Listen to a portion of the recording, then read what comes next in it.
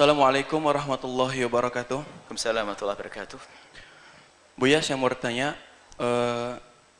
bagaimana menurut pandangan para ulama tentang hukum ta'arufan antara laki-laki dan perempuan yang belum menikah dan perempuan dan laki-laki tersebut belum siap menikah? Dan bagaimana hukumnya ketika ada seorang pengantin itu melaksanakan acara pernikahan tapi dia tidak melaksanakan sholat 5 waktu dengan alasan ribet gonta-ganti busana pengantin. Terima kasih. Assalamualaikum warahmatullahi wabarakatuh. Bismillah. Ta'aruf untuk mencapai ta'aruf itu adalah sah. Bahkan jika benar caranya itu sunnah. Ta'aruf itu maknanya saling mengenal. Jangan sampai Anda menikah dengan keluarga yang nggak tahu anak siapa dia. Ta'aruf itu artinya saling mengenal. Ini keluarga siapa, keluarga siapa. Bukan ta'aruf itu WA-an, berduaan, diam-diam sambil telepon sembunyi-sembunyi. Bukan itu bukan ta'aruf itu. Ta'aruf itu kenal keluarga Anda pengen menikah dengan seorang wanita. Bahkan kalau perlu Anda ada berurusan dengan perempuan itu. Anda pengen tahu keluarga apa dan anak itu bagaimana. Itu lebih akurat beritanya. Tapi kalau Anda langsung tanya kepada anak gadis, ya bohong kalau perkenalan begitu. Dia nggak pernah sisiran dia. Kalau ngomong rapi. Mandinya seminggu sekali, ngomong seminggu setiap hari mandi. Baunya Masya Allah, kalau ketemu Anda wangi-wangi. Bohong kalau orang pacaran. Ta'aruf kok pacaran? Pacaran diislamkan istilahnya jadi ta'aruf. Kalau pacaran sudah pakai abi umi katanya sudah islami. Ini enak. Ada yang ketawa di belakang ini kayaknya. Tobat. Jangan ketawa. Yang muda-muda itu. Gara-gara abi umi katanya sudah islami ini. Mana ada islami? Pacaran islami. Pacaran islam itu akad nikah. Qabil dan kagah baru pacaran Islam. Mau apa aja terserah. Terserah kamu. Baik. Ta'aruf itu kenalan keluarga dengan keluarga. Biar mengerti. Sebab Nabi ngajarkan, Nabi bersabda, tungkahul mar'atu li arba'in. Ya. Menikahilah wanita karena 4 hal. Limaliha, lijamaliha, walihasabiha, walidiniha, fatfar bidatitini taribat yadak. Untuk bisa memilihkan perlu tahu keluarga siapa ini. Rekeningnya ada berapa? Rekeningnya berapa? Sawahnya ada berapa hektar? Terus cantiknya kayak apa? Lihat sepintas. Sah melihat kecantikan. Biarpun dia pakai cadar, Anda berhak kok minta untuk dibuka sesaat. Ya, melihat sesaat karena melihat itu sunnah. Kecuali Anda sudah yakin, tidak perlu sunnah, tapi melihat sesaat. Setelah itu adalah melihat, bukan melihat terus-terusan, enggak, melihat sesaat. Fotonya pun tidak perlu Anda simpan, selesai. Tidak udah Anda simpan, Anda meredahkan kalau Anda menyimpan foto perempuan, selesai. Setelah ta'aruf, lihat akhlaknya dan sebagainya, tak taunya apa? Masya Allah, tidak punya duit ya. Cantik juga bolehlah dicantik-cantikan asal lihatnya remeng-remeng boleh. Cuman akhlaknya Masya Allah, agamanya baik. Anda dahulukan ini. Awas jangan jadi seperti santri. Santri itu sombong banyak. Istri itu yang penting cantik, akhlak itu gampang lah bisa dirubah. Tapi kalau sudah dari asalnya jelek, tetap jelek. Ini santri biasanya, awas. Mentang-mentang dia ustadz ngomongnya wah kalau wajah kan susah dirubah, jadi harus cantik dulu masalah akhlaknya. Giliran istri hamil jerit-jerit marah nggak bisa ngatur dia. Jadi akhlak nomor 1 ya. Santri nasihat nanti sambil tidur saya nasihati sambil atau lebih serem lagi istrinya. Jadi fatfar bidatitini taribat yadak, akhlak yang mulia ya, akhlak yang baik sama agamanya. Kalau ternyata Anda sudah dapat akhlak yang baik, agamanya baik, tak taunya Anda dikagetkan, wah Allah, tuan tanah. Ini rezeki, bukan itu tujuanmu. Sama tak taunya pas setelah kelihatan dulu, waktu Anda melihat itu pas, dia itu kena sengat. Tapi sekarang setelah Anda kena sengatnya, tak taunya cantiknya, rezeki buat dirimu.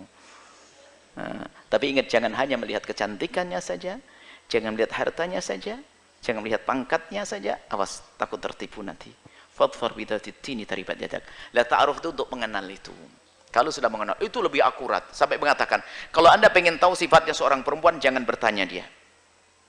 Kalau bertanya dia akan berbohong. Karena kalaupun bau kecut, mau bilang, kamu bau kecutnya. Nggak enak dia bilang gitu. Dia akan berbohong. Tapi kalau Anda pengen tahu, kata Nabi, kirim bibikmu atau adik perempuanmu, suruh duduk seminggu sama dia. Tahu kebiasaan semuanya. Di kamar mandi berapa menit. Ketahuan semuanya. Bukan Anda langsung. Makanya kalau orang berpacaran adalah saling berbohong. Itu baju yang minjem itu.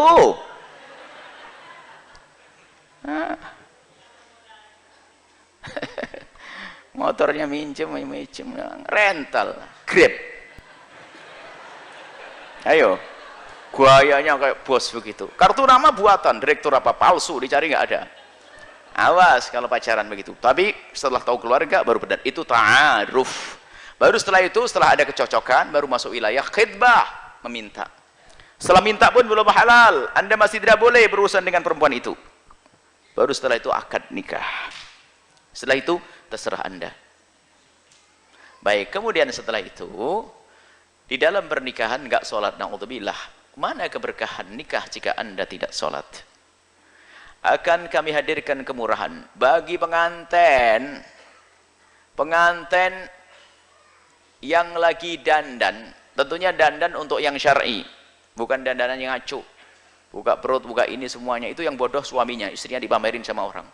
Ya enggak? Kalau ada dandan yang aneh-aneh itu yang bodoh suaminya. Loh kok rela istrinya didandanin begitu? Hah?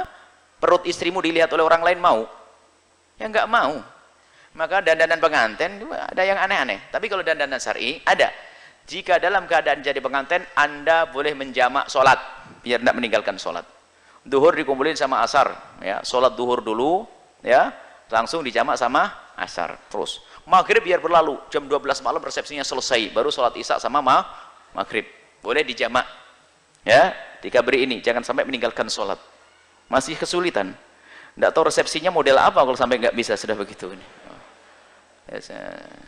Baik, semoga Allah mudahkan. Jangan meninggalkan sholat.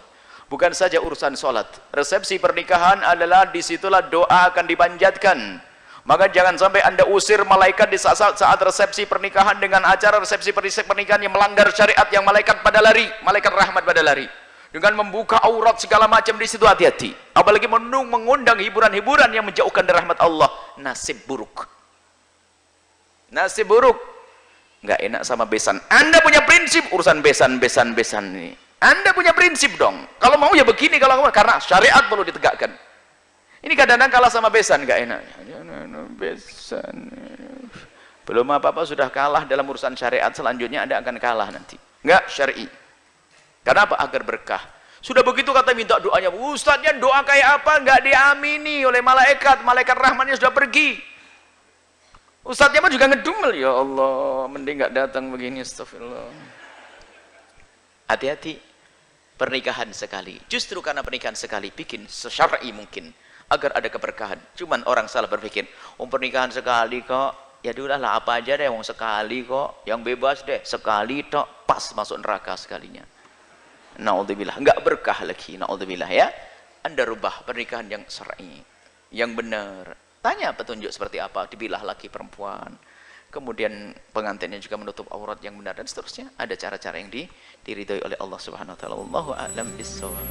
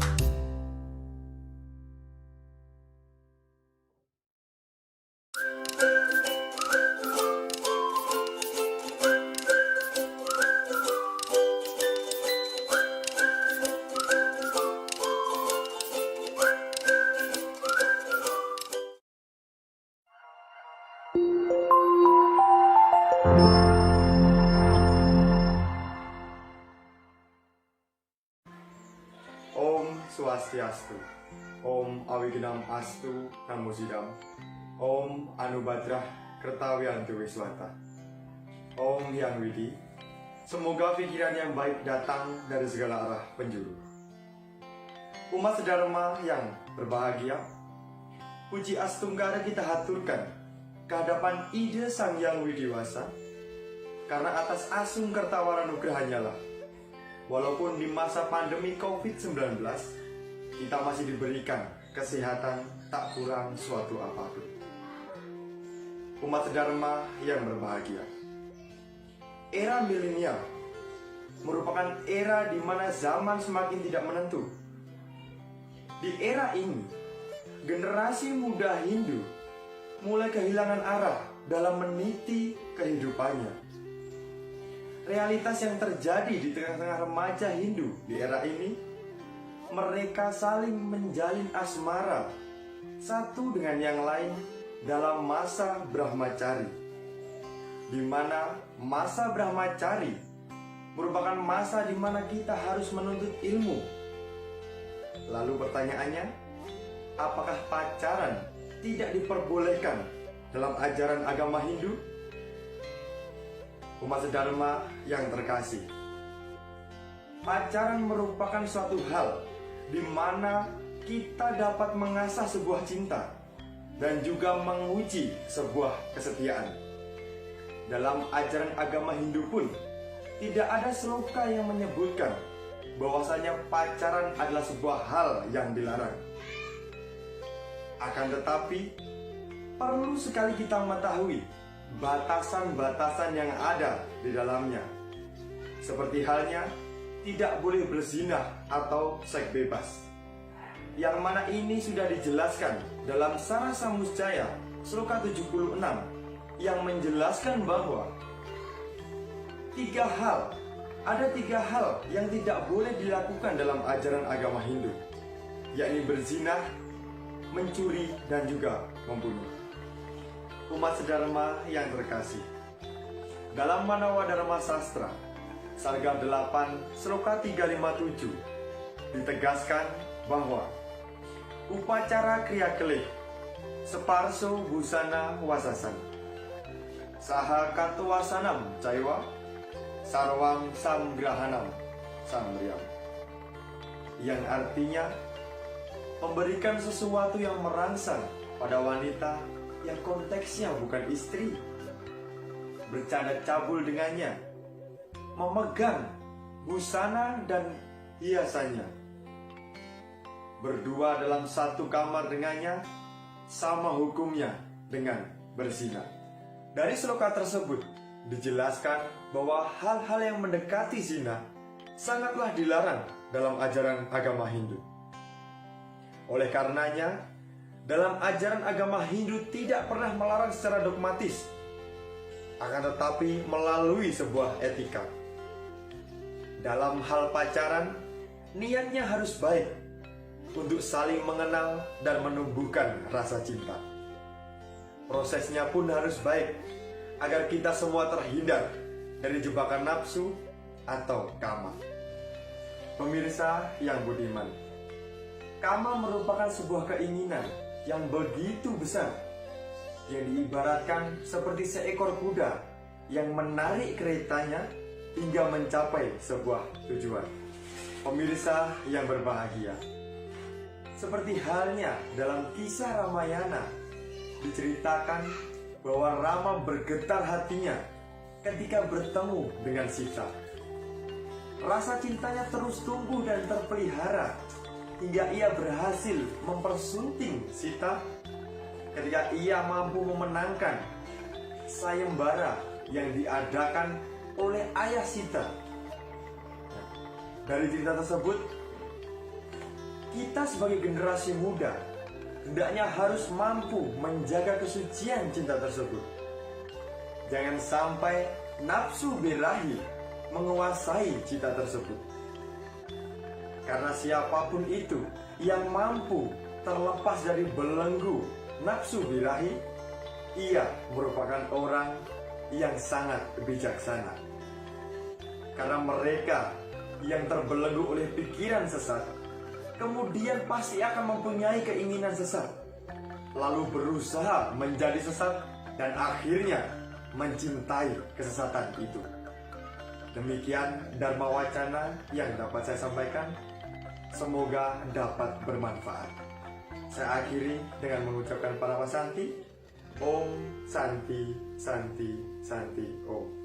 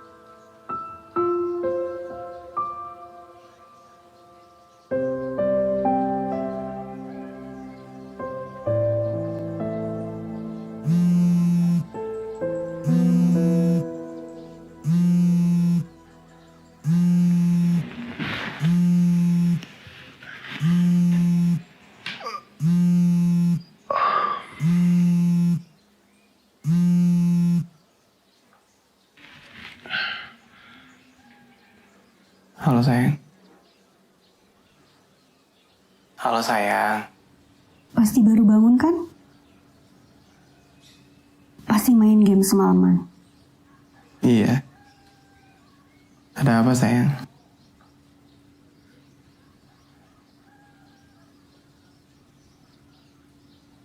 Semalam aku mimpi lagi. Mimpi bapak ibu.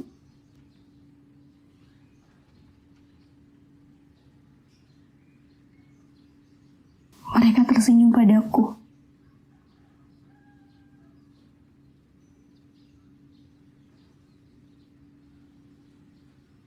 Lalu menangis. Seperti ingin mengatakan sesuatu.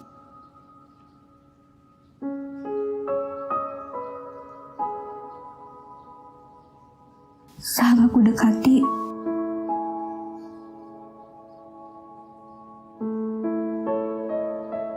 tangisannya semakin menjadi.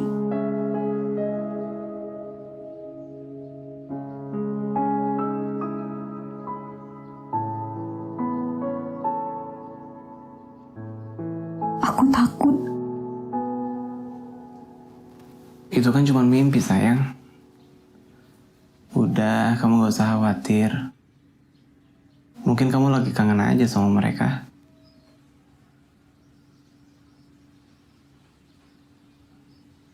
Atau mau aku antar ziarah? Enggak. Aku sudah ziarah minggu lalu sama Kak Rido. Oke. Langit, Iya, ada apa sayang? apa benar kamu cinta sama aku?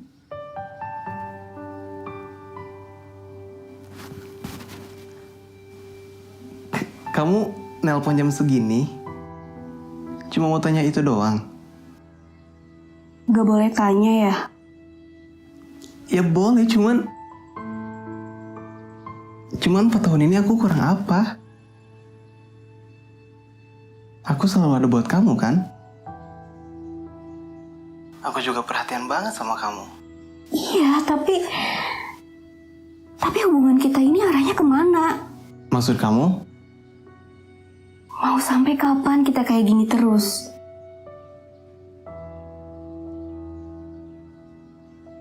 Oke. Aku mulai paham maksud kamu, Restu.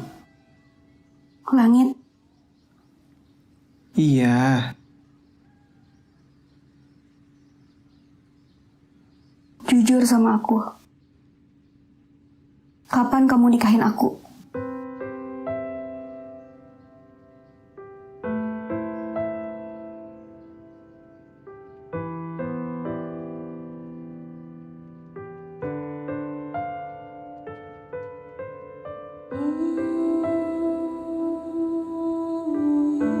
jujur aja.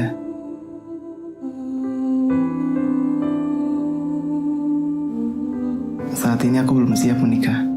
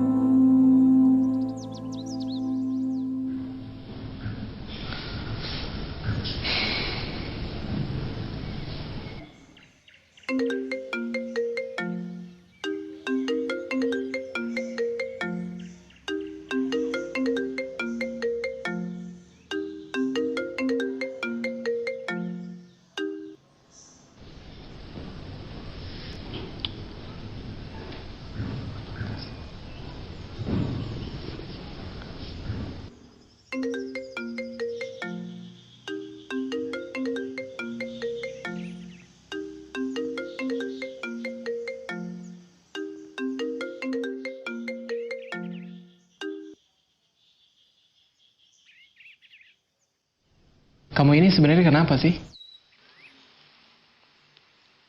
Selama 4 tahun ini, kamu emang perhatian, terlihat sayang, terlihat peduli. Tapi yang aku butuhkan adalah sesuatu yang lebih dari ini. Aku takut hubungan seperti ini hanya akan menandakan suatu keburukan bagi hidupku. Selama ini, aku jalanin hubungan ini dengan keseriusan dan harapan yang tinggi. Aku berpikir selama 4 tahun ini kamu akan berjuang keras untuk satu waktu. Kamu akan mengatakan kalau kamu siap menikah denganku. Dan aku harap waktu itu adalah hari ini. Tapi sepertinya sebagian waktumu habis dengan duniamu sendiri. Dengan kesenanganmu. Dengan teman-temanmu. Sehingga kamu tak punya banyak waktu untuk mempersiapkan diri. Untuk memperjuangkan sesuatu yang aku harapkan dan nantikan. Sementara usiaku terus bertambah. Kedewasaan dan pemahamanku akan hidup telah jauh berubah. Aku juga ingin menjadi pribadi yang lebih baik untuk kedua orang tuaku.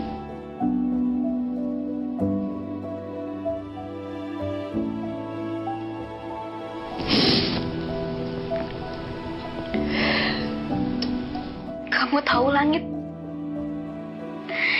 Perempuan dan kepastian itu seperti saudara kembar. Dan gak semua perempuan menjadi tenang hidupnya hanya dengan kata-kata sabar.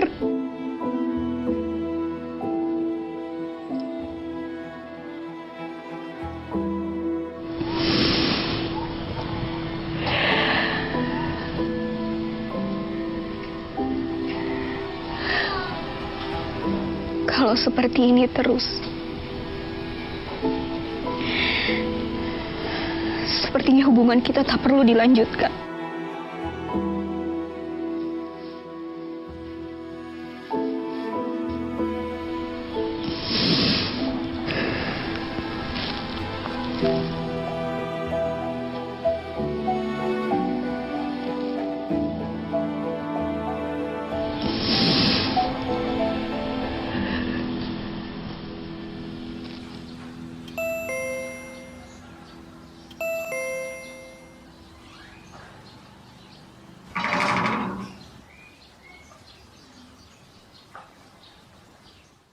Aku mau berubah.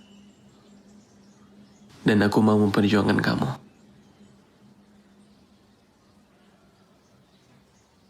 Tapi jujur, aku belum yakin sama kamu. Maksud kamu?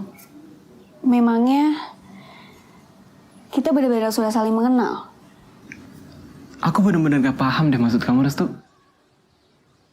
Sumpah. Aku yakin kamu belum benar-benar kenal aku. Selama ini kita berada dalam sebuah hubungan yang hanya sebatas canggung semata. Karena cinta atau nafsu, kita bahkan tak bisa membedakan keduanya.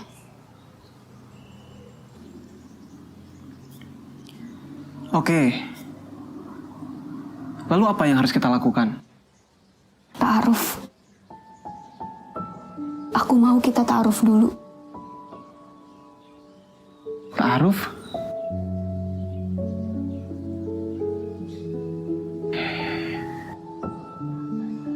Aku pernah dengar istilah itu. Jadi, hubungan kita gimana? Stop sampai di sini. Ta'aruf bukan ikatan. Kita jalani ta'aruf. Kalau kita sama-sama yakin, kita lanjut menikah. Tapi kalau tidak, kita selamanya pisah.